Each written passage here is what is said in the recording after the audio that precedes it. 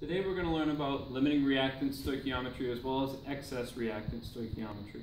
And we're going to approach that with this problem right here, which shows the reaction of calcium hydroxide with hydrochloric acid to produce water and calcium chloride. And you can see that they don't react in a 1-to-1 ratio. This says for every 1 mole of calcium hydroxide, we consume 2 moles of hydrochloric acid to produce 2 moles of water and 1 mole of calcium chloride.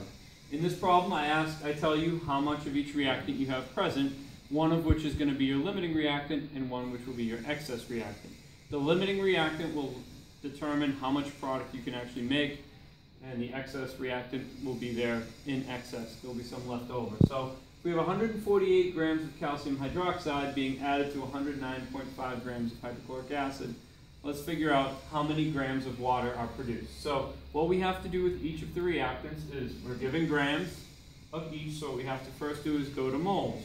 For calcium hydroxide, there's 74 grams per mole, so that would be 2 moles of calcium hydroxide. And for hydrochloric acid, it's 36.5 grams per mole, so it'd be 3 moles of hydrochloric acid. So now we know the molar amount of each reactant. So then we have to look at the ratio, or the mole ratio from the balanced chemical equation to determine how much product we can make from each. So from the calcium hydroxide, we make 2 moles of water for every 1 mole of calcium hydroxide. And we get that from here because we get 2 moles of water for every 1 mole of calcium hydroxide. This means we'd be able to make 4 moles of water from the calcium hydroxide, and when multiplying it by the molar mass, we see that that's 72 grams of water.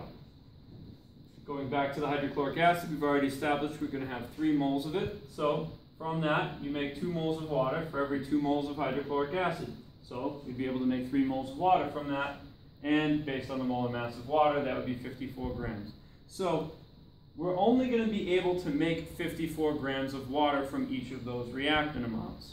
We're going to have some leftover calcium hydroxide, and we should have no hydrochloric acid remaining in the container.